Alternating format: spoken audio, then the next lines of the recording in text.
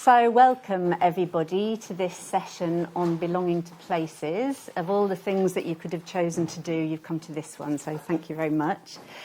My name's Rachel Fleming. I am the co-founder of a organisation called the Animate Earth Collective, and we're a group of mythologists, writers, activists, ceremonialists that are looking at ways that we as humans can deepen our relationship with the land. So we've been working with the conference this year, and with a lot of people in the audience as well, to look at how some of the old land-based spiritualities and wisdom traditions of the British Isles and other places around the world can really inform the way that we work and farm and steward the land. We have a couple of sessions at the conference, so this is the first one. We have one tomorrow morning called The Common Wild Tongue, which is about conversations with the land. And we have a ceremony tonight at 8 o'clock in the Cheng building that we would love to see you at. If you, again, there are a lot of things happening tonight, but we'd love to see some of you there if you can make it. So this session today is looking at belonging to places and how we can really deepen our relationship and two-way conversation with the land. And of course, all the forces and flows and cycles and other than human beings that the land holds. And we have 4 wonderful people on our panel that come at that question from different perspectives. We have 90 minutes and we'd love to get as many of your voices in as we can. So we'll be hurtling through this subject of belonging. We have Manchán Magan, all the way from Ireland, who couldn't be with us in person, but is on video link. Hi, Manchán. He is an Irish writer and documentary maker, and has written many books on the language, myth and magic of Ireland, including his latest book, Listen to the Land Speak. We have Angharad Wynne with us, who is a storyteller and ceremonialist from Wales. She specialises in the Brythonic tradition of the British Isles and currently co-authoring a book with Sharon Blackie called Wise Women, which is about older women in the myths of Europe. We have Iain McKinnon, who's an assistant professor at Coventry's Centre for Agroecology, Water and Resilience, and has an interest in how traditional communities have stewarded their lands in the Highlands and Islands of Scotland. And this is a quote from your bio. Interested in the transformative power of our song, music and Indigenous knowledge. You come from a crofting family, Iain, so that gives you a wonderful Scottish perspective. And then we have Sandra Salazar de Eka, otherwise known as Miss Dandelion, who's a community horticulturist and farmer teaching children and families in Tottenham in London how to grow food with love, based on traditional African practices and philosophy. She's the founder of Go Grow with Love and head grower at Black Roots, and was named or photographed as an everyday climate hero in the Rankin photo series for COP26. And a quote from you: "We have to look back at our ancient ancestors and what they have done and what they have laid in the road for us to go forward." So it feels like that is a good way to start our conversation, looking back at some of the things that our ancestors would have done to belong to this land. So, without further ado, I would love to ask each one of you to very briefly just talk about your relationship with the land and your belonging and what informs that, so your personal story of belonging. If I can come to you, Manchán, first, that would be brilliant. Yeah, so for me, my connection to the land is all to do with my connection to the language. So in Gaelga, bí an Gaelga an tean an chead tanga bhí agam mahanga hochish. So Irish is my native language. And I hadn't realised I was born with 3/4 of my year in Dublin and the rest in West Kerry, in the Gaeltacht, in the Irish-speaking area. So the first 20 years of my life, that's how I spent it. And it was only recently, I spent a lot of time traveling around the world, around South America, around Africa and India, and probably only in the last 15 years did I realize that actually everything I needed to know about connection to the land was almost encoded within the Irish language. So our ancestors had consciously decided, you're living on this remote, windswept, barren, rocky island. We've managed to live here for, my people for 4,500 years, then the Neolithic people, another 3,000 years before them, and then the hunter-gatherers. And we did it by knowing every single rock, every single herb, every single connection that happened between rivers and lakes and waters and the landscape that were fed by the rivers. And then all of that was put into the language and into the mythology. And by some weird quirk of fate, like that, there's nothing unique about Ireland. That was done all over Europe. But by some weird quirk of fate, it then remained, it survived on the very edges of Ireland and the edges of Scotland and Wales in this language. So for me, my connection to place, it's all about Untanga Gaeilge, all about the Irish language. Wonderful, thank you, Manchán. And Angharad, can I come to you as someone from one of those places, from Wales? Yeah, it's a bit like goldfish and water. I don't think I knew that there was, such a thing as belonging until I moved out of the area where I was born in. And I was lucky enough to be born in a Welsh community, a bit like Manchán, with the Welsh language all around me. And involved in that was the stories of place. I grew up in Carmarthen, which is kind of Merlin's town. So from, knee-high to a grasshopper, I was being told the stories of Merlin and dragons, and the landscape, under each rock and stone there was history or story. And so my connection with landscape really comes with language and history and story. And then the natural world as well. And of course, the beautiful thing we do in the landscape that we grow up in, we bring our imagination to it. We're playful with it. And I come, my father's side of the family from a farming community, so I had a very wide-ranging place to go and play. And I had islands and magical spaces where I kept imaginary horses. And I named the landscape around me, and I still know it in that way now. And so it wasn't until in my 20s, I went away to Cardiff University and then later went to live in London, where I suddenly realised that there was something about when you take me out of my landscape, that sense of belonging isn't there. I couldn't conceive it as that, but I knew I was missing something, that some part of me was not being fed. And I think in terms of mental health, the worst time in my life was that time in London. I couldn't put my finger on it, but I was not myself. And the journey began to try and get home. And it's only just filled. I moved back to my home about 4 months ago, back to West Wales. And I now live on a small patch of land, 2 acres, and I have some grazing on the mountain opposite. And I'm learning, it already feels as if my molecules align in that place. And I'm doing the deeper work of learning its stories and vigiling with it and being with it and writing it and dreaming with it. And that's gradually getting me into a sense of deeper belonging with it. So it's all those things for me. And I really appreciate that it's not something that everybody gets to experience. And that's tough. Thank you.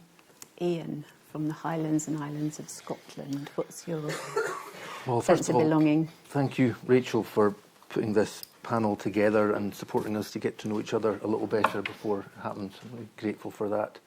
The story I'm going to tell isn't from my own experience or isn't from my family experience, but it does belong to the locality that I grew up in.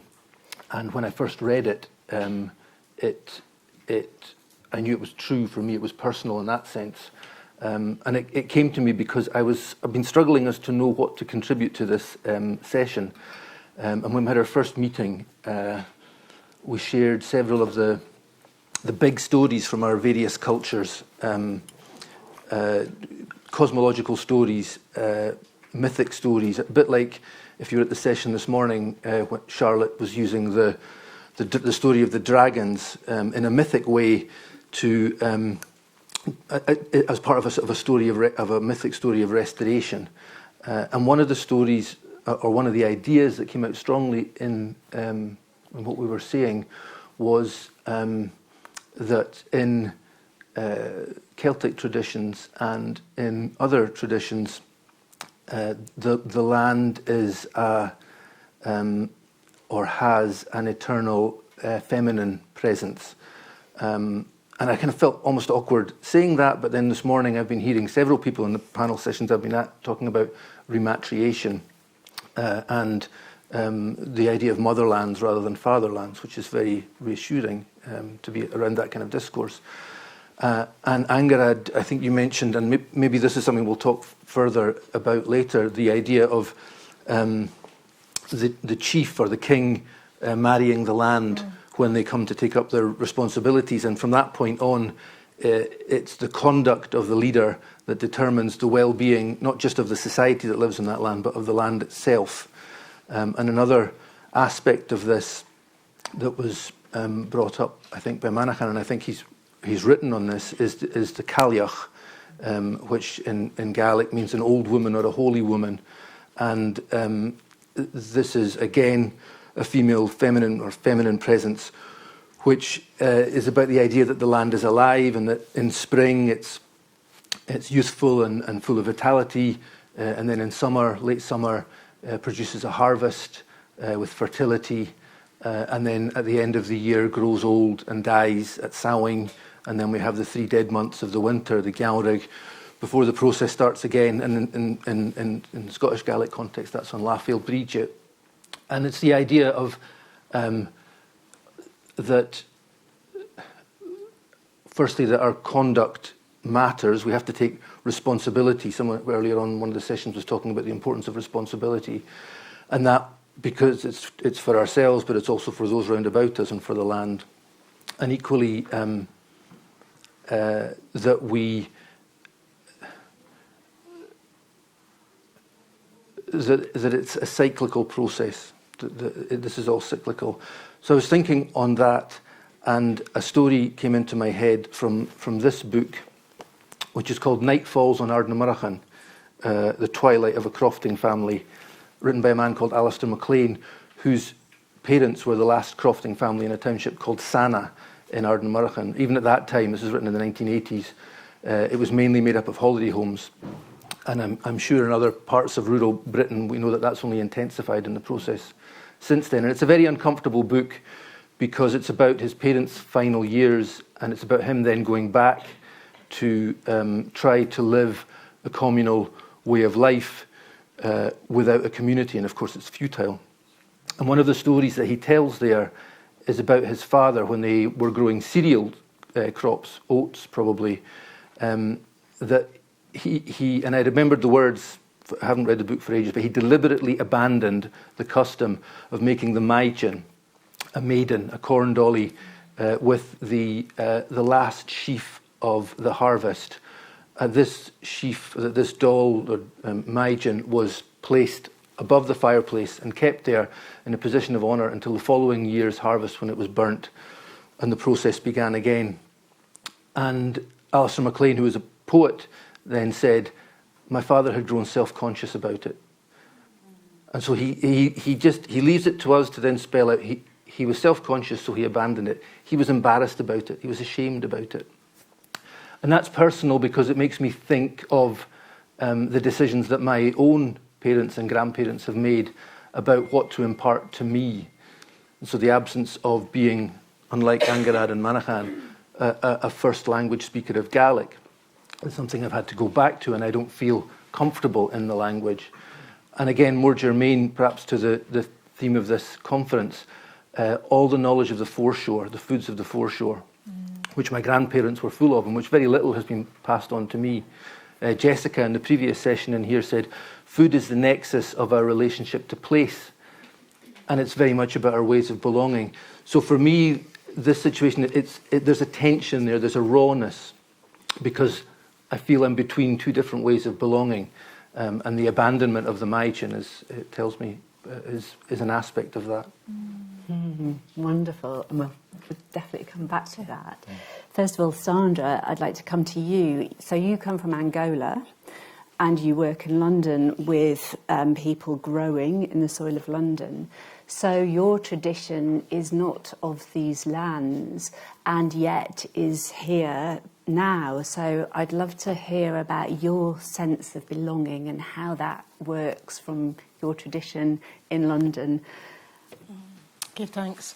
I'm going to begin by saying give thanks, and also by just very quickly doing something that we usually do before we start any conversation, is to ask permission from my ancestors and everyone that perhaps we don't see, that's it. And just so that my message is sent and received in a way that I want to communicate. So I hope that is well. So I give thanks to my ancestors, and I'm putting it in the glass because usually we put it on the floor, but I don't want to get everybody waiting and myself in trouble. So we give thanks to my ancestors, to those before us that have walked these roads and have walked this land and made way for us. And may we continue to grow together with love and sow seeds of intentions for the next generation to come. So may my message be well received by you guys. Give thanks. Keep on a little bit on the table. So my sense of, to answer your question, my sense of belonging to a place it's different. I never did feel like I belonged anywhere. So I've spent my whole life looking for somewhere to belong, from since I ever remembered. From being a young girl, I used to see things that I thought was normal, but actually wasn't. So there wasn't many of the elders around to give us that information.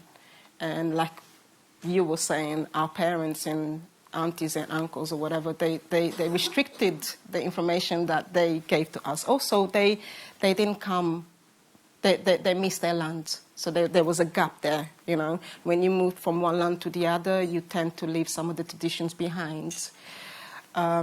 So I didn't feel like I belonged anywhere. I pretty much walked my life in fog, searching for something, until I found the land. So when I found the land, my life changed. And I began to feel like I belonged somewhere. And it wasn't because of the sense of I've come here and I belonged. It was something, it was a feeling. Every time I touched the soil, something happened to my hands and something happened to my body and something will happen to my mind, and I'll get very happy. And I was like, wow, this is what I've been searching for. So what did I do? I began teaching children. So that sense of belonging really made me feel happy because the children could allow me to be myself. I'm experiencing something that I've never experienced before. I'm belonging somewhere, and I can be giddy, and I can be childish, and I can reflect that. And what better place to do that than around children? They're not gonna, they're just gonna join in. They're not going to, what's the word that humans use? We use, sorry, judge. Mm-hmm. They're not gonna judge. So I did that for many years, and eventually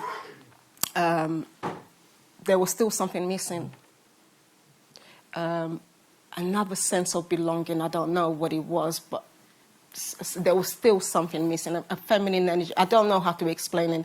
All I know is that when I invited some of my sisters onto the land, and something happened.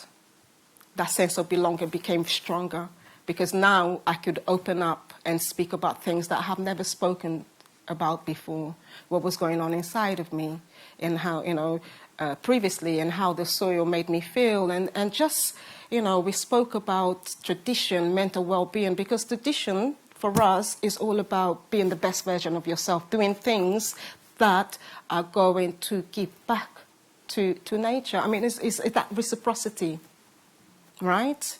We're not here to be better than anyone. With nature, we just are. And nature accepts us, and we accept nature. So that's where my sense of belonging came from when I got in touch with nature, when nature found me. And ever since, I've just been spreading those seeds of intention, those seeds of love, and just talking to people and just telling them, you know, this is what happens when you come to the land. Come, the land is waiting for you. If you're lost, it will find you, and it will make good things happen for you because you will feel different. So I have found my place, and I belong. So wherever I am, that's where I belong. I've just came back from my country, which I've never been. I left when I was 2 years old. I've just came back, and I was like, wow, you know, nature is just awesome, right? I mean, who could not live amongst nature all day, every day? We're missing out. So that's it. Thank you. So it seems to be that there is a relationship that's kind of innate within us with the land, that somehow we have forgotten, you know, maybe in our generation or our parents' generation. It seems that we don't need to go so far back to find that people had these fairly strong relationships with the land. I'm really interested in how we can kind of catch those memories and those practices now before they've gone. And it feels that with the four of you here, you're people that are all kind of thinking, gosh, we must catch them before we go. I think all in completely different ways. Angharad, maybe I can come to you first just about that. What are the old ways that can really kind of inform us now that would have been part of our ancestry? I mean, I think all the ways. I mean, here in Britain, a bit like you were saying, and our tradition is very fragmented about what was here a very long time ago, what was believed. But we do have a really rich tradition, and we do have a rich mythology and a rich banner of folklore and folk songs. And in that, in all of it is coded the lore, L-O-R-E, that our ancestors wanted to pass down to us because they felt it was important. And it was passed down in song, in story, in ways of being, in the names of fields, in the naming of places, all these things. So it's all rich. My question is, how do we take it? How do we bridge what you were saying, that embarrassment? I mean, I think we're at a generation now, it's quite interesting in that we're reclaiming, we're remembering this body of tradition, we're revaluing it again, because we instinctively know that it has the crumbs that will take us on that path through the woods and out the other end, if anything is going to. And of course, we have to bring ourselves and our hope and our courage to follow those things as well. So I think it's all valuable, and I think the work is looking at how do we gather it and how do we make sense of it in a contemporary way. And very importantly, how do we share it? Nobody owns this. You know, I feel that the body of law and tradition that, you know, I might be carrying through from the Welsh tradition. I know I've got Owen here and kind of quite a few people here from Wales Day who also kind of carry pieces of that. I think more and more of us are hanging up saying, we've got a little bit of the jigsaw here. Do you want to see if your bit of the jigsaw kind of connects together? How can we work this out? How can we do this? And in the mere act of doing that, something magical happens, and it's another form of belonging. We create community, and they are online, they are in groups, there are all sorts of ways, and we are finding all sorts of ways of belonging. It's not just to land and a piece of land. Sometimes it's to a community. And I really love the word that we have in Welsh, cynefin. Where's Owen here?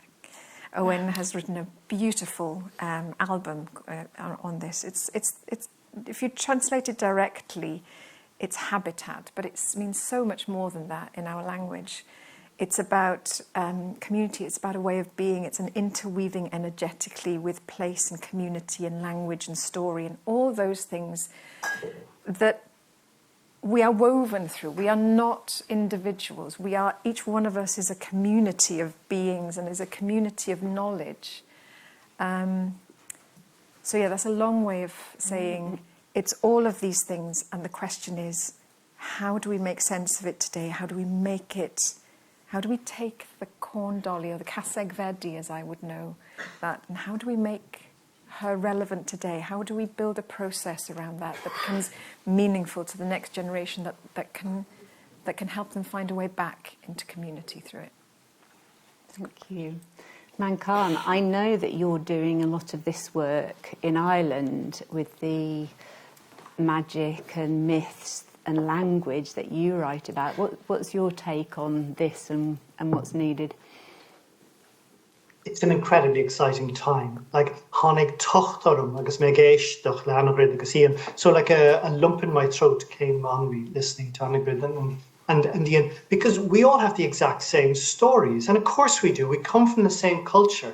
But first, we were told there was nothing connection. And as Iain said, to be ashamed of these traditions. So it's only really, I mean, of course, always folklorists and anthropologists and sort of Celtic scholars have been exploring these, but it hasn't been in the mainstream until very recently. So, as you said, my books, have only been out in the last 6 years.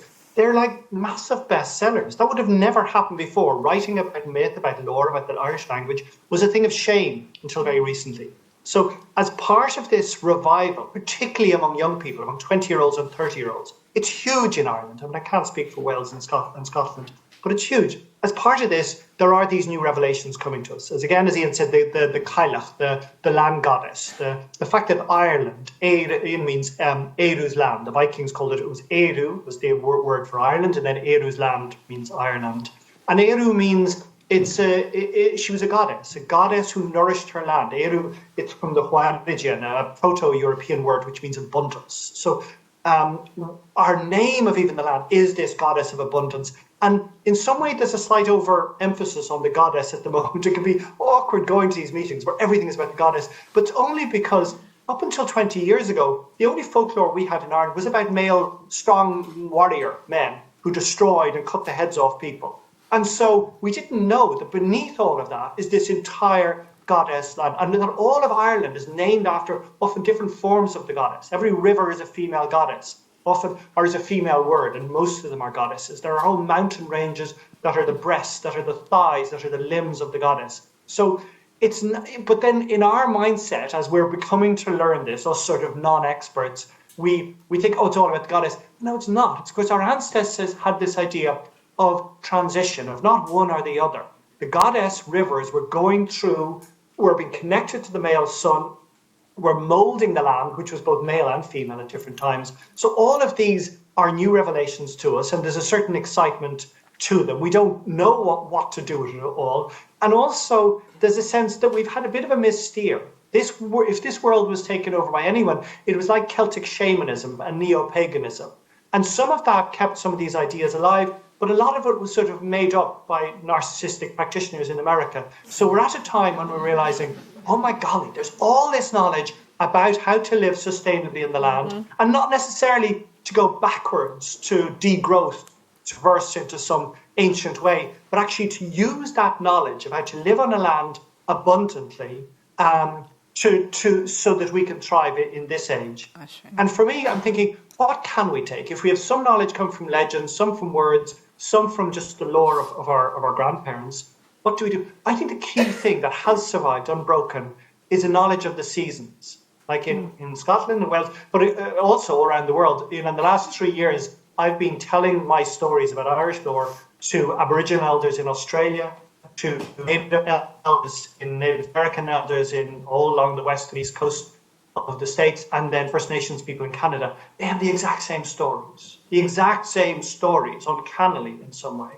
And so their stories are also saying, it's about seasons. It's about what Iain said, that cyclicalness. So although there's so many ideas coming to us at this time where we do seem to be the earth or the land or the goddess is speaking to us, it's a time of confusion. But I think if we do, again, who's used that word? I'm going to use that word vigilance. So beautiful. We do go out on the land and just knowledge first, the sun, the seasons of the sun, and the moon cycles. It's just about observing nature. I think the rest opens up to us. And of course, we're going to make mistakes. If you talk to me next year, 3 years' time, I'm going to be changing. It's all happening so quickly as this new generation try to reconnect to the land.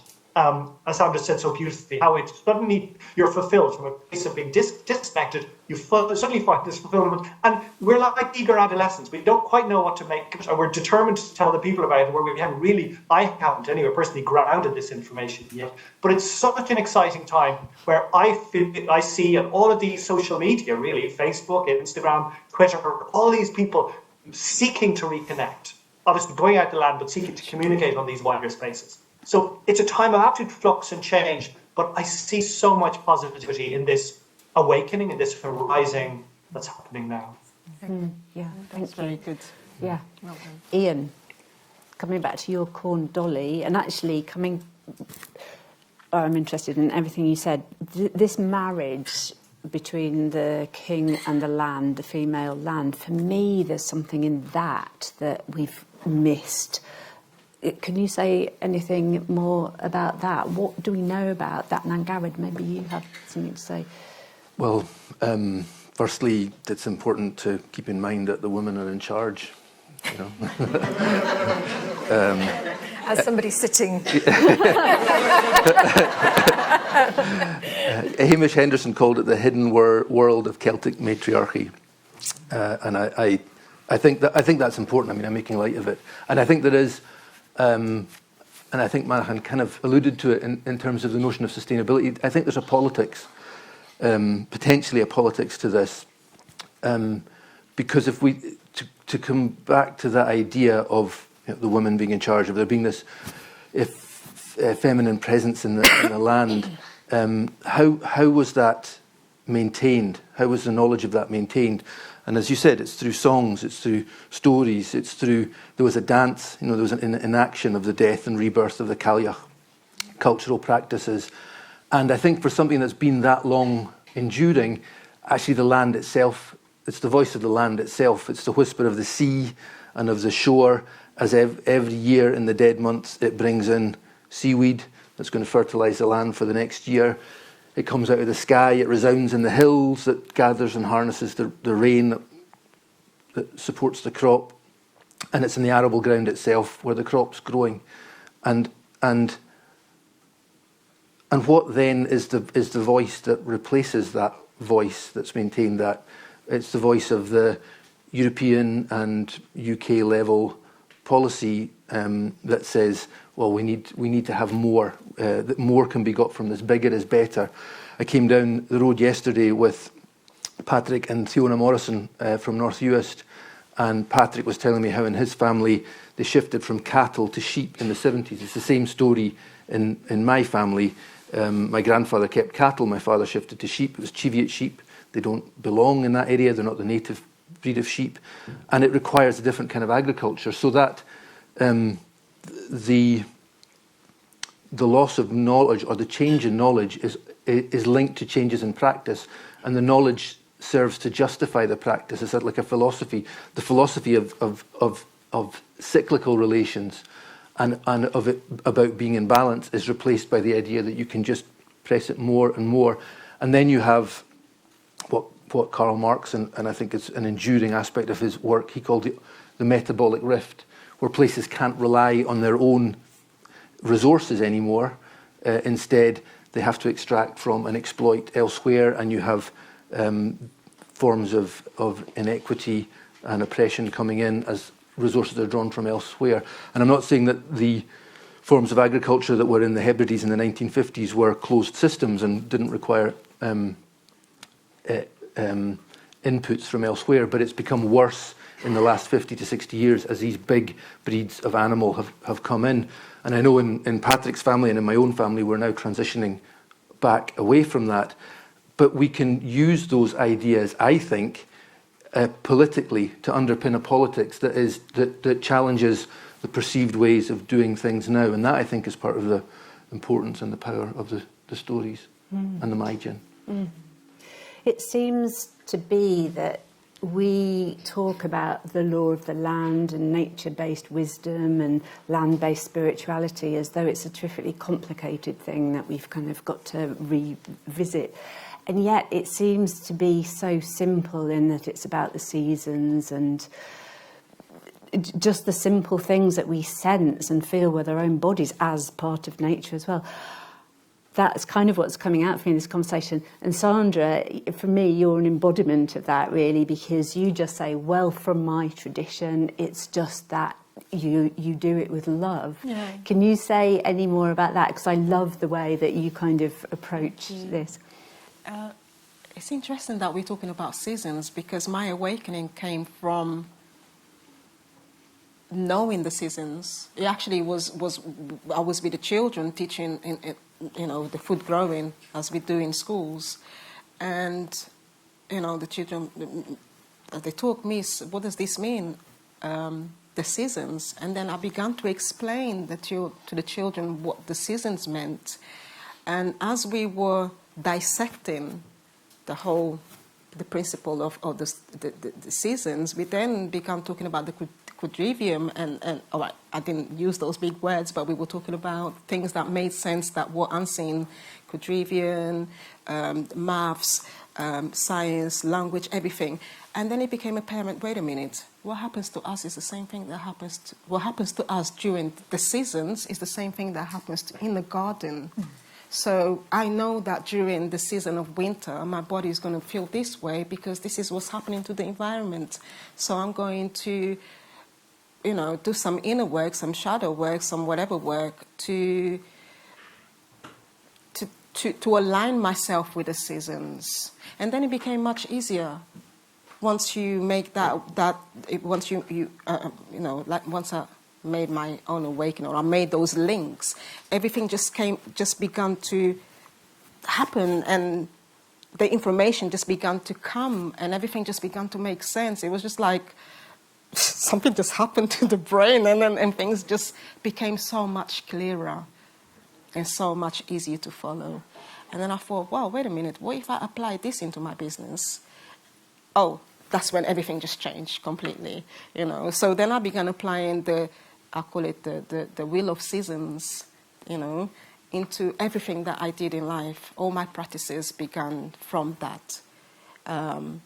And then the storytelling aspect of it began to confirm the downloads that I was receiving through just that little awakening of looking at what happens in the seasons and comparing that to what's happening to me and what should be happening to me. So I thought, okay, well, winter, I'm not meant to be working. That's it, 3 months off work. It didn't quite happen, but, it's something. So I'm not sure if I answered that question. Yeah, no, absolutely, yeah. And here we are in the middle of winter, kind of focusing. So I'm quite interested in what we feel needs to be done now. Here we are in a contemporary situation. We have this kind of understanding that there is a relationship with the land that we need to kind of become better at understanding. I know that you all hold different kind of keys to that as well, and I wonder what you think the most important things are to do now. And Angharad, if I could come to you. I was going to say something about, I know you're a ceremonialist and you hold very beautiful ceremonies, and you will be holding one tonight. In terms of kind of celebrating cycles and the land and our relationship with the land, is that one way you would say, of the many wonderful things that you do? It's such a big question. I think the sense of belonging, land is important. But one of the things that when I speak to people and people come on gatherings and things, and we start to talk about, or I take people out on the mountains for walks, one of the things that happens is people talk about myself and nature. And I think the fundamental thing that we have to do, and anything that can support this, in which we really begin to not just understand intellectually, but to feel ourselves as nature. There are very good reasons why that separation has happened.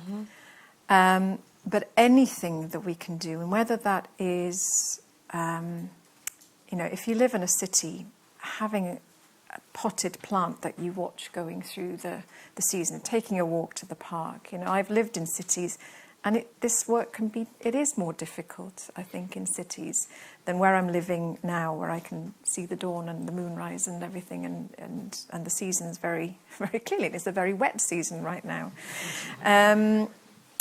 So I think anything, and I think the other thing that's really important is gathering people together, building communities of people like all of us here. I mean, presumably you've all turned up because you feel this or you sense this, and supporting others to be allowed to feel this need to belong, this deep longing that we know that we're missing something. We know that we had it generally at some point, this sense of oneness with all things. It's there in our memory, often from childhood, or to a patch of land, or to a place that we played.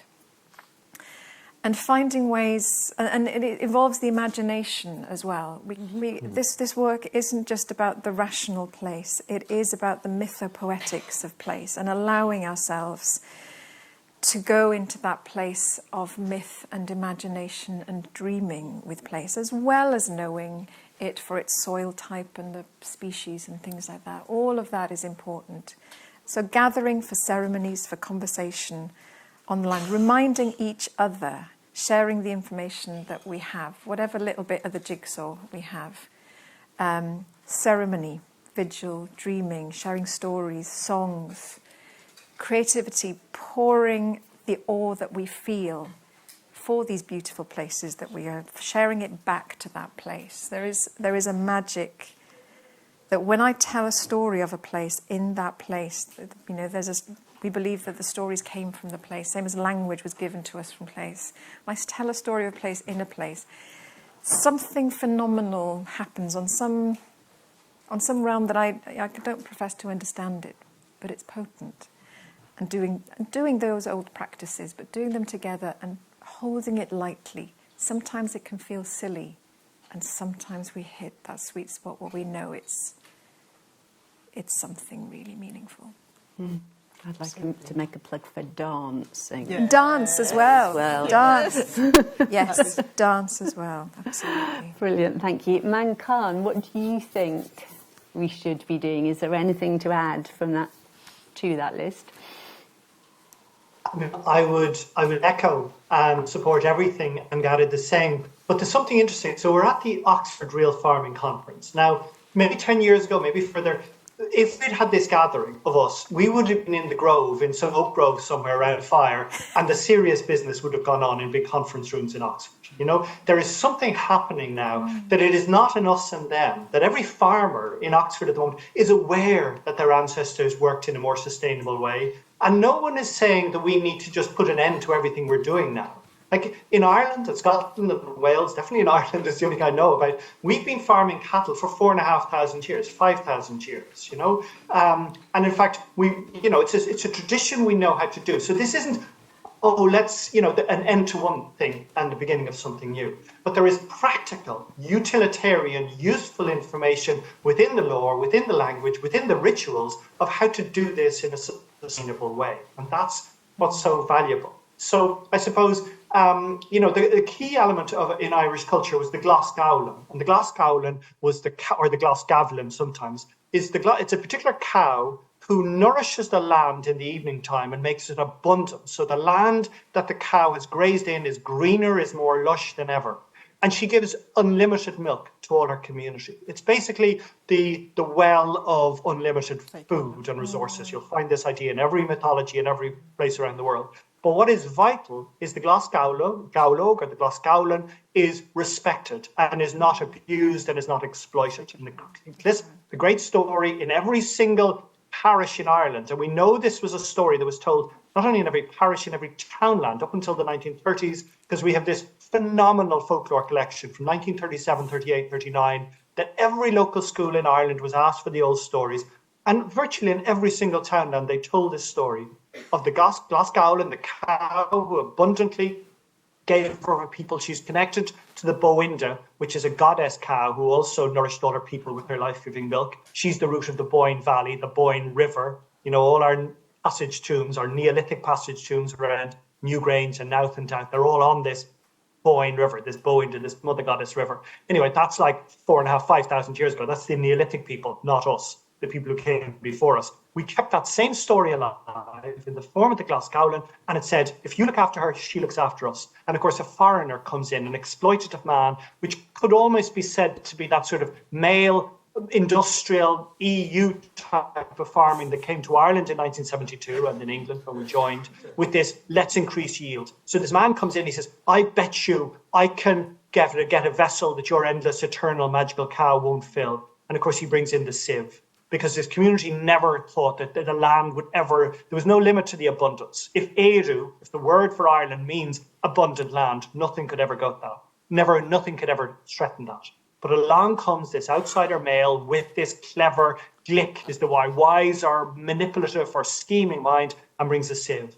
And the cow gives up her milk and gives up her milk and gives up her milk, and it all pours through the sieve, goes across the whole landscape, flooding in the rivers, flooding the lakes, until eventually the cow is only milking out blood and gore and guts, and eventually the cow dies. And but of course, so that in one way is the end of the story, but it's not, because the next day the cow is a magical cow. The landscape, nature, is a magical force. Next day the cow just shakes herself back together again, but she leaves humans until humans begin to respect her. And we see the same, so that's a myth, but we see the same in the actual legal lore tracts. The Brehon law that was in use in Ireland in some way until the 17th century, and that's 2,000-3,000 years old, although we see the same laws in Vedic texts in India, 4,500 years old. This continuous tradition has this idea of the far midba. Again, an incredibly practical term that is useful for every large-scale dairy and tillage farmer in Oxford this weekend. And the far midba means the man between two huts. It refers to a boy who's between 14 and 21, and the community say, you're now entitled to increase the land, to have your own cattle, to have your own land. But you have 6 years to prove that you can look after cattle, not only look after cattle, but that you can regenerate and rejuvenate a new patch of land. So in the summertime, you sit with your cattle, you mind them against wolves and lynx, etc. And then every evening, you bring the cow dung down to the winter pasture to fertilize the winter pasture. And once you've proved that not only have you looked after cattle, but you've also regenerated a new patch of land, you are entitled to call yourself a farmer. All the information and the key other third thing is to do with rivers and wells. Everything, if you talk to any indigenous culture in Africa, in South America, in India, they will say the wells, the water holes are the key element. They connect in with the rivers. It is the rivers and the wells, particularly that obviously irrigate the land, but also fertilize the land, bringing minerals there. In every society that is still strong and whole, the water sources are looked after. And at the moment in Ireland, in the last 20 years, we've polluted every single river in Ireland. We were late to industrial farming, so you could have come to us 10, 15 years ago. We had amazing, pristine rivers, particularly down in south, in Munster. We've increased our dairy and our beef growth so much in the last 12 years that every single river is just replete with nitrates. It happened very quickly, and we can clean it up just as quickly. And the answers for how to do that are practically, not in the new age, they're in the law and language. It's a time, an awakening. The knowledge has always been there, but suddenly it seems apparent to us. So, yeah, Brilliant. that's my answer. Thank you. So it's to do with respect, responsibility, understanding what's sacred, feels, kind of some of the things that you were saying in there. Thank you, Manchán. Iain, what do you think we need to do? Well, I love the fact that Manachán's enthusiasm for the subject was threatening to overwhelm the internet connection toward the end. I'll begin by saying a little verse in Gaelic. Glean dal an dúranis, glean uig an trátarnis, glean skiavag scaladil, glacachan ben chianavig, agus sluchbin mianig nan hór. And those are the beds of the Glasgow on the Isle of Skye. I learned that from an old man on the island. So again, it's the connection between these different cultures, and the fact that they have come through to us. And I echo both what Angharad and Manachán have said in relation to what's useful, what's good to do, and I think something I would add is that to stress the importance of the kind of work that Sandra's doing. I was fortunate enough to be sitting in an iconic English country garden, Ryton Gardens, formerly the home of the Henry Doubleday Research Association, this summer, listening to Satish Kumar talking about soil, soul and society, his triptych for an ecological age. And it's great to listen to him. And what struck me is so much of what he was presenting to us was him going back to and grappling with and finding new meaning in the spiritual and cultural traditions of his origins, and it's brought so much to us here to learn from that and to reflect on that and to begin our own questions from that. And I suppose I see him as being of a particular generation, but then when you see the likes of work that Sandra, that Dee, there was a lady in the reparations session who again was drawing on this tremendous understanding of indigenous African and Pan-African traditions, that brings something to this country and the different indigenous cultures of this country, because these threads have been frayed, they've been broken, they need reworked. And to hear from folk who are closer to those traditions can give us ways back, which are also ways forward. Yeah. Lovely. Yeah. What's just occurring to me in drawing, kind of trying to find the threads that weave through all of this, is that we're all talking about essentially making life sacred again. About bringing a sacred, there's our understanding is that to make something sacred, you have to consider it sacred and you have to act with it as if it's sacred. And all our stories tell us that the land is sacred. And it feels as if what we're all trying to say in our different ways is we bring the sacredness back, and that actually connects us back to, I think, our deep humanity as well. And there's something about love as well here. Yeah. And I'll come back to Sandra for a last time before we open it up to questions. Yeah. Tell us about love.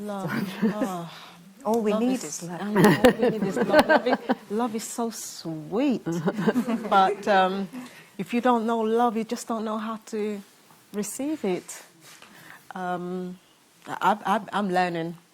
And this is why I this is why I named my company Go Grow with Love, and my love has been all about growing with love for the past, anyway. And so love is a frequency, isn't it? It's a frequency that is so pure that and magical that somehow he allows things to happen.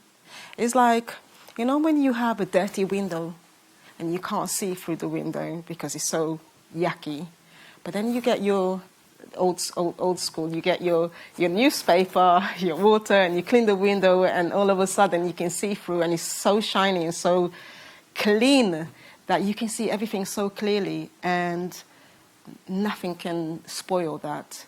That's kind of what love means to me and what I teach. I teach people to be the best versions of themselves, to don't judge yourself.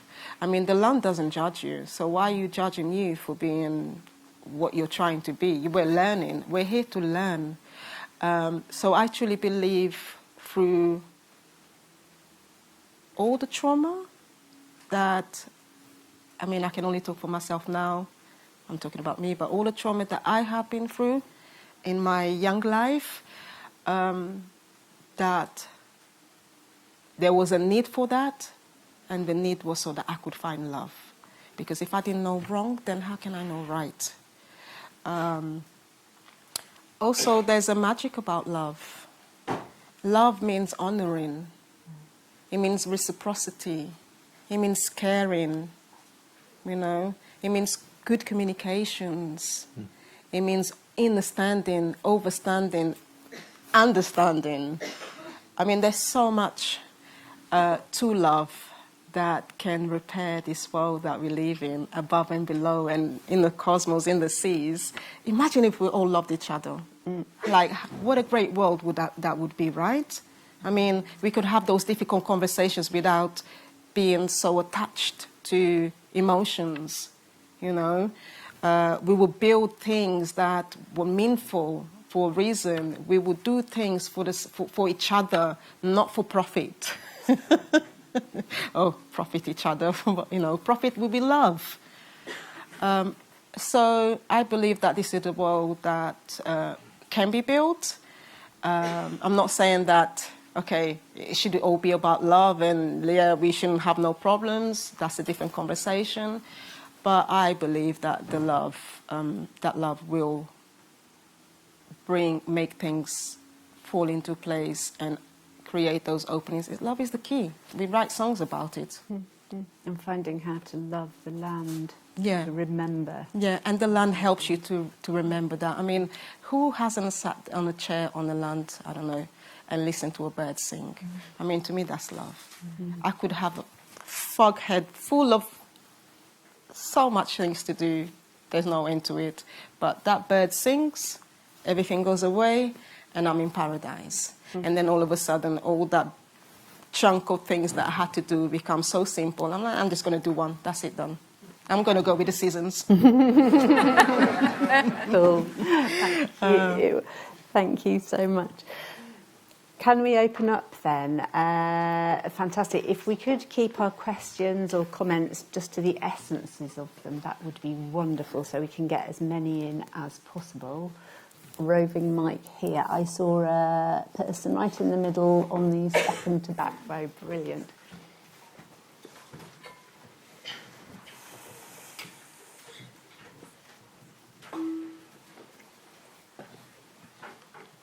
Thanks. That was just wonderful. Belonging and like contested belonging it's kind of intertwined with some of the big challenges I think we're going to face in the near-term future.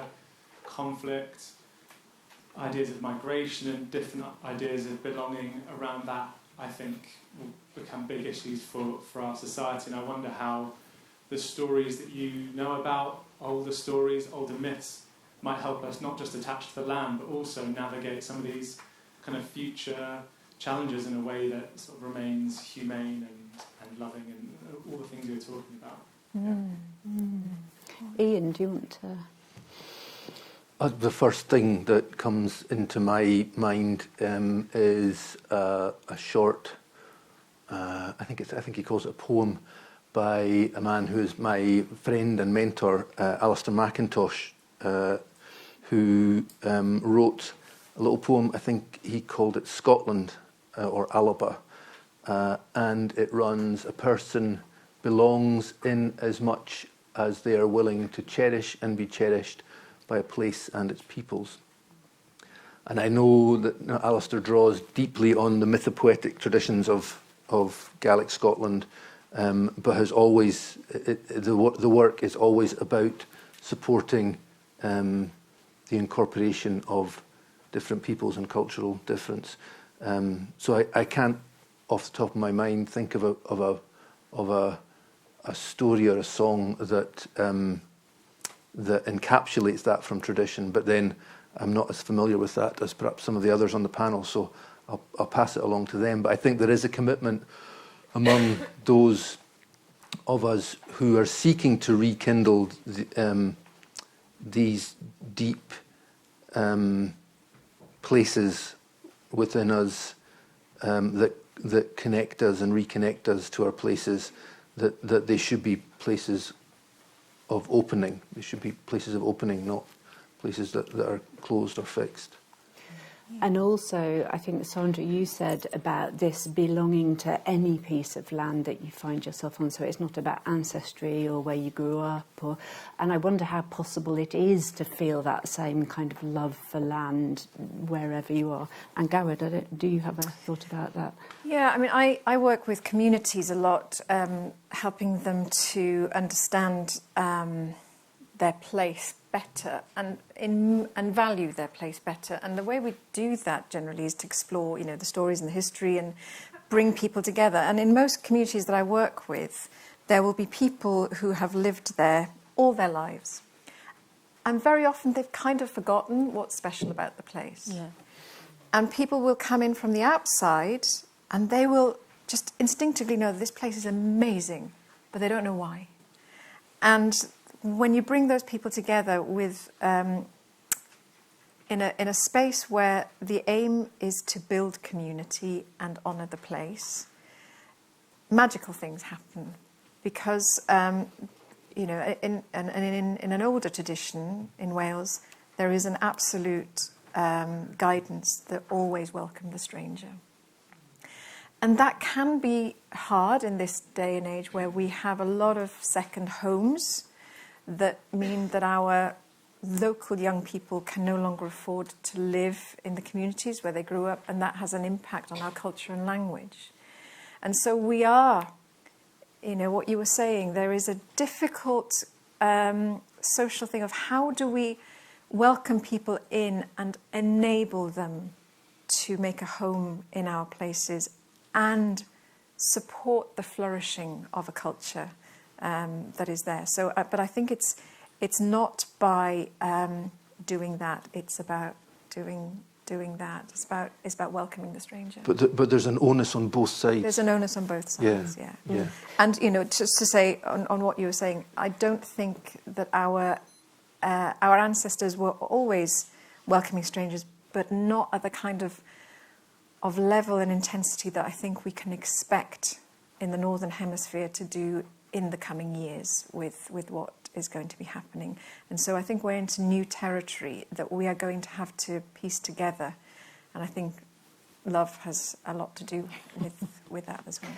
Is it something as well about finding new stories of places? So we're taking from what has been there for a long time and then adding the stories that everybody brings to it. So we're kind of finding new stories. Does that sound... If I can answer that, obviously that's a good strategic move as well. But I find that the more stories we tell, the more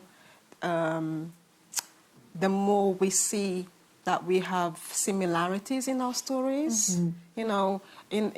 In Africa, we have stories where the world was once one land, and then it got broken to different lands. I mean, we have the story of the Twa tribe, which is, the little green people of the land that used, when they walk on the land, their bodies,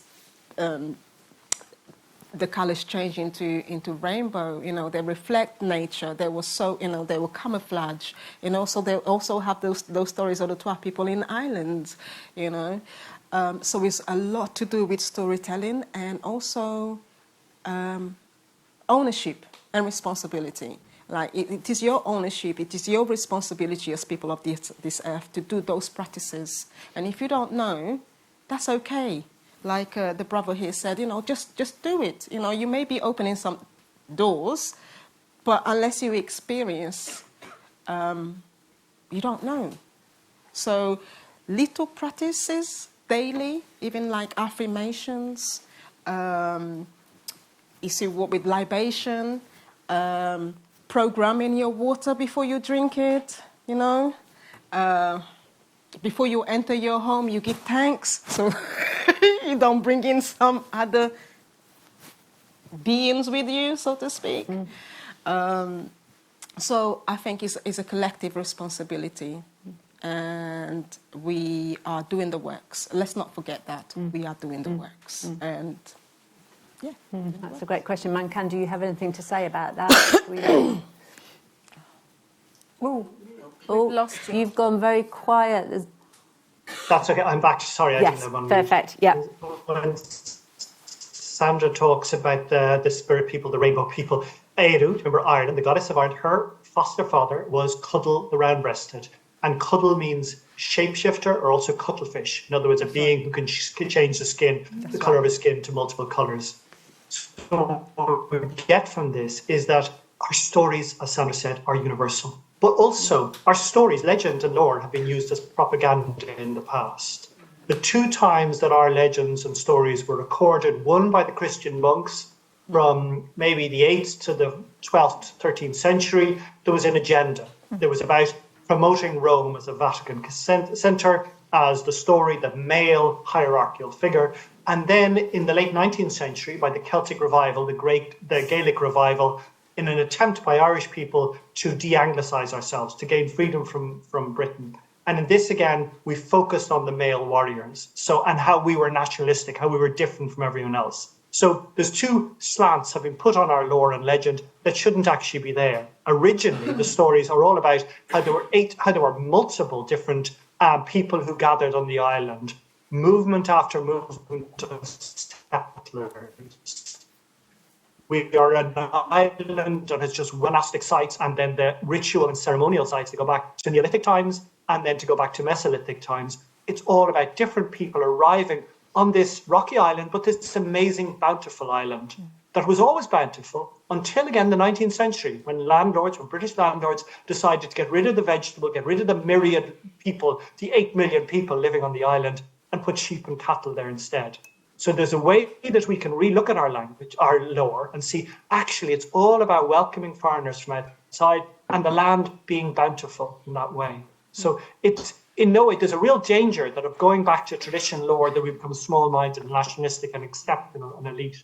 In fact, the stories are trying to tell us the opposite. So it's a really good point by the audience member that this idea of belonging, it's not about the current settlers belonging. It's about people being indigenous to planet Earth. In other words, we are indigenous to this one planet that we are currently live on, and all of us know how to live on that in a sustainable, cooperative way. Absolutely. Fantastic, thank you. Thank Absolutely. you, Manchán. Absolutely. So I think what we'll do is take a few and then we can all kind of sum up at the end just so we can get a lot of different voices. So we have one here, opposite ends of the spectrum, and one, 1, 2, 3. So that mic's got to travel. Where do you want to start? Should we start here and then go round that way? Oh, so online questions as well. Brilliant. Should we go here? Yeah. So I was recently talking with Lawyers for Nature about the definition of nature, because in the dictionaries they all say nature does not include humans. So it's about the redefinition. So I was asked if I would speak to some of the indigenous people I've been working with in the Amazon and ask them, what's your definition of nature? And they just found the question so confusing. Right. They were like, what are you talking about? Yeah. We have to come up with a paragraph of what is nature. And their real answer was, it's territory. Now, that word for us is something so different. And I said, can you expand on that? It's like, it's ancestral territory. It is all that is our territory. That's right. And I just thought it was a really good reflection of the words that we use and how we can change those definitions. Lovely. Oh, goose pimples. Brilliant. Do you want to go to the onlines and we'll take a couple of those maybe? So, question online. If I would want to find this knowledge in my community, where should I start? I come from a rural place in Flanders, but modernism has hit quite hard in our regions. Where to start? Where do you come from? Flanders. In Belgium. Brilliant. Do you want to do another one and then we'll collect them and go for a I will do another one. sweep? Yeah. Someone else in the audience would like to, in the online audience would like to know the one thing each of you panellists do as a ritual and would recommend for general well-being. Thank you again. Yeah, lots of general praise and gratitude. Take your shoes off and walk Thanks. barefooted. That's the first thing that I tell people. As soon as we get to the land, the sisters know, we take our shoes off and we just walk barefoot. regardless if it's been... Walk backwards. No, barefoot. Oh, barefoot. I was going to say, that's complicated. I did have a friend that used to walk backwards, and I thought that was really strange, but they had their reason for it. Barefoot, just take your shoes off and do that grounding, and it feels so nice. I mean, but do it on the land, don't do it in concrete. It doesn't really work the same in concrete. Should we answer that one about Flanders? How would one go about, Manchán, maybe you can kind of say something about this. How do you begin to understand the law in your place? Yeah, and again, maybe Ireland is a little bit different, but I am no academic. I never go into archives. So when I wanted to know about information about coastal practices, sea practices, I just went up to the Donegal, Mayo and Galway. I went into local pub and I said, who will tell me about the old ways, the old words? Everybody knows in every community who are the people who know about the stories and the lore. There's never very many. You're normally bored by them because they're the pub bore telling all the stories and everyone else is cutting off from them. So I just went to them and they spilled out this amazing amount of knowledge that is in no book, that's never been recorded. It's like they're waiting there. And in any part of Ireland, I can go and ask, where were the old market fairs held? What was the time? What was the last time when a ritual was done or a ceremony was done around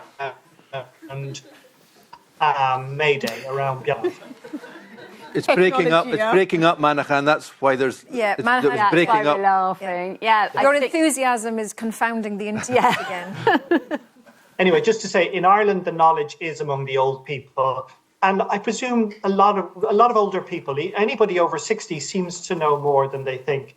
To answer the second question, ritual, I'm such a product of the 1970s that all that ritual in me has been dead. I'm having to relearn it, but it's not natural. It was cut off so quickly. Angharad and Iain, do you want to talk about ritual just while the microphone is coming round to somewhere over here? Ritual. For me, it's taking a handful of porridge oats or birdseed and going up to a very beautiful tree on the land or past the garden and making an offering and a prayer. And it always ends with words along the lines of, because we are one. And it just helps me to locate myself in the all that is as part of it, rather than as a separate thing every day, and to give gratitude and to share that. Yeah. For me, it's connected with piping. I play the pipes, and I find if I play the pipes, Pipes. small pipes. Yeah, don't play the big ones. It helps me to centre, and then I find if I'm not feeling good, I think, I haven't played the pipes for quite a few weeks. There's definitely a connection there. But can I just say a little bit about nature? Because in Gaelic there is a word for land which is dú, and a word for a person is dúine, which is one who comes from the land. And then you have your dúhi, and I think this is true in Irish Gaelic and Scottish Gaelic.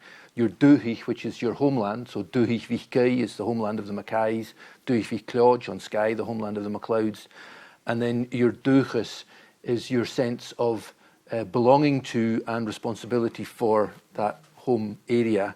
And there's another word called dúil, D-U-I-L, and it means both the created order of things, but also means hope.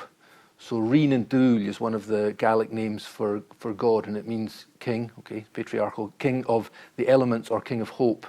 And Dúilim, or the creator, is an older word for that. So it's a different way, I think, of understanding nature, and nature is a Western-centric concept, and so it's probably important that when this kind of work is being done, other ways of understanding the created order aren't conflated into nature, and that plurality is allowed to express itself. I bet if we went to, it'd be interesting to do the paragraph kind of based on all the old languages, and it'd be interesting to see whether actually they were pretty much the same if we went back. Yeah. Was the one... Yes, brilliant. Yeah, thanks for this. A great session. it sort of strikes me as sort of a theme, both in this session and with a lot of others, is like sort of navigating our relationship to change. And that, there's a session about sort of opening access to land, and there was a marked difference of like people's perspectives and opening to change and being open to the regenerative shift and moving in that direction, which is really key to where we're going in pragmatic terms. And that's a key thing I've learned through the wisdom traditions of our lands and through like celebrating the seasons, through learning about change and emergence and regeneration. And it just strikes me there's a link here, and like all of the, talk about regenerating mindsets and regenerating lands, and like I also work with the NFU and like talking with conventional farmers about like the main block is the sort of fear and the relationship to change. So I just wondered about how we like segue this with like other parts of the conference, and how we like, how that kind of like, what do you experience in your kind of learnings about the wisdom traditions here and the folklores about relationship to change and regeneration, and how does that feed into like the broader regenerative shift? I was at a talk in the church just before lunch, and somebody there said it was about rewilding, and somebody was talking about rewilding ourselves, kind of is possibly the thing that we should be looking at.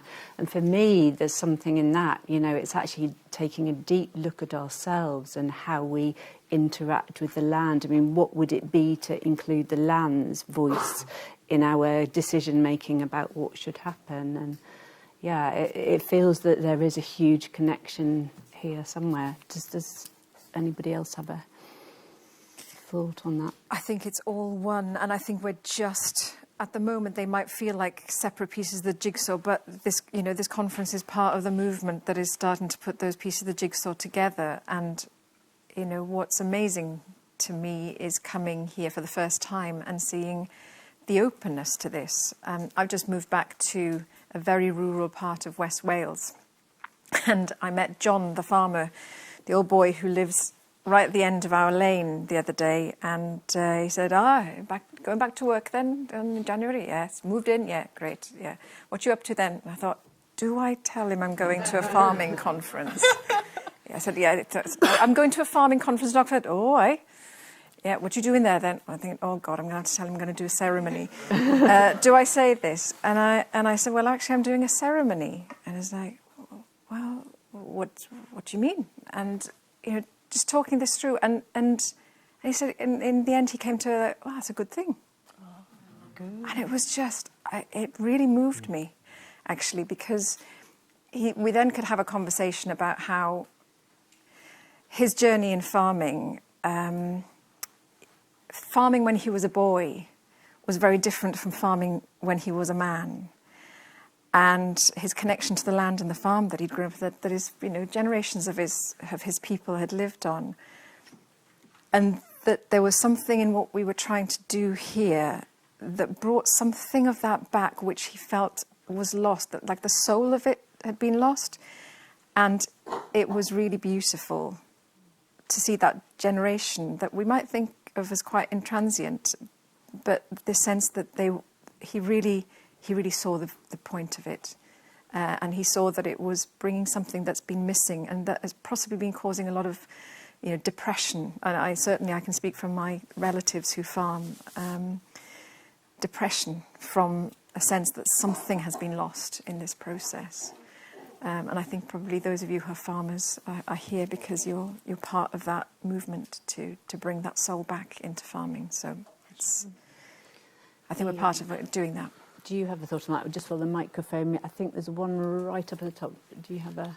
Well, I go along very much with what you've said, but I just wanted to turn to the Flanders, the person of Flanders. I think that Manchán is right, that it's among the elders that you find this knowledge.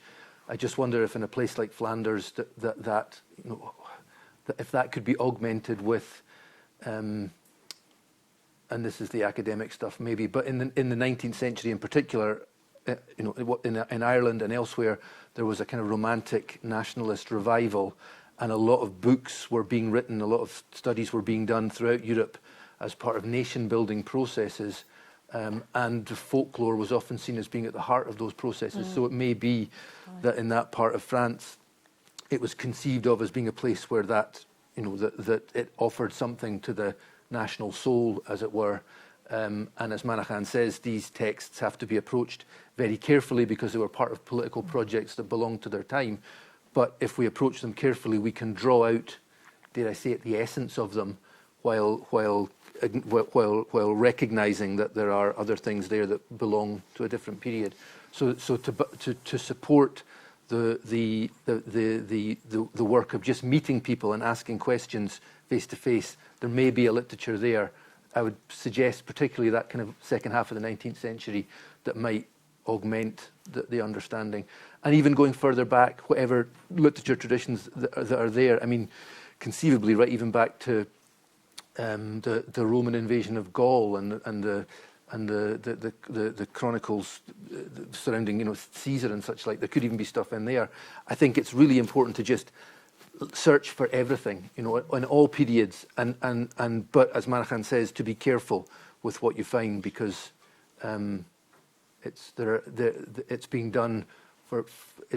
these things are done for political reasons very often, as we are doing ourselves, of course. But of course, our politics are pure. We call it politics, yeah. Reasons, yeah. The other things are ones of you. Brilliant. There may be more to come on that in the final summary from the Regen side. Should we take a couple more and then we can kind of sum up? So we've been very popcorn and all over the place, but there was one up in that corner. Hi, thanks for a really great session.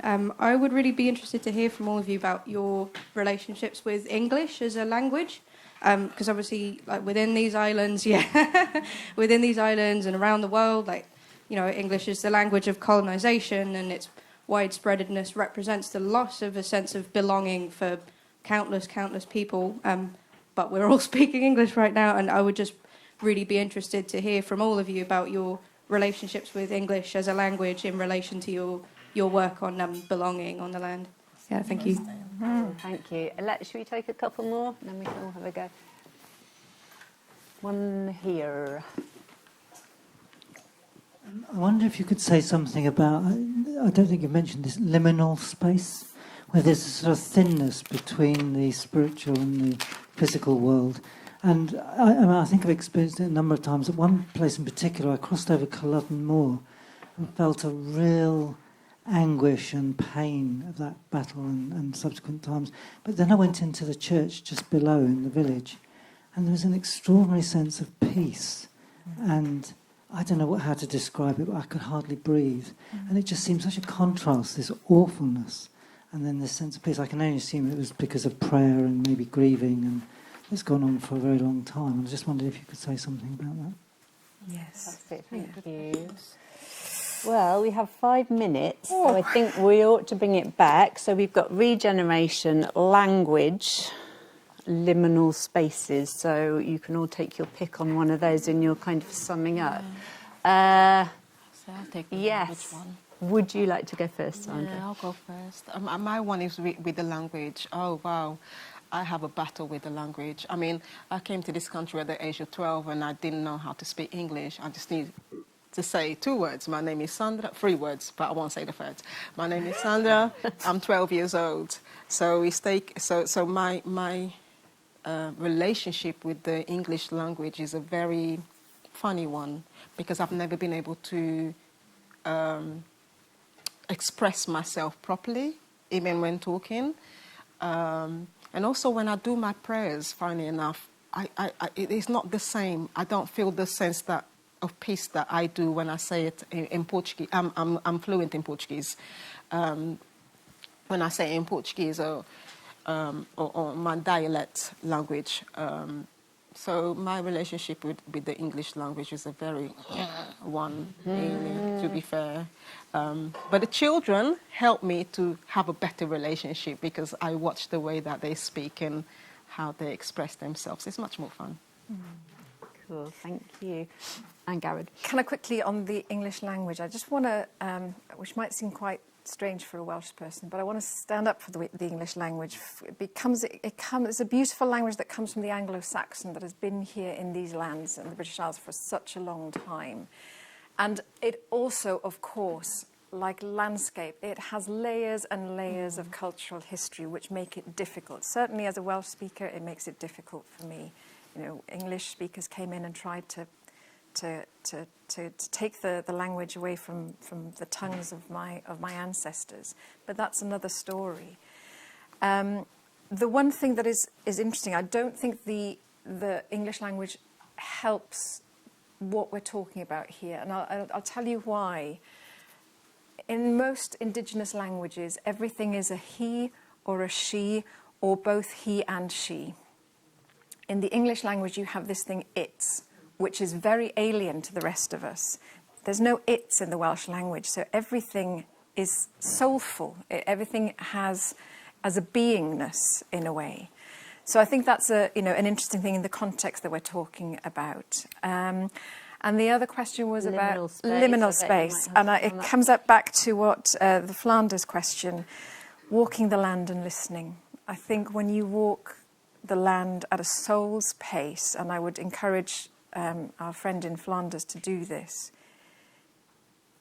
if you can be open and silent enough and porous enough, open yourself up to listening and just go with your gut instinct of how it feels as we walk across it. Again, like language, it has layers of history and story that cling to it.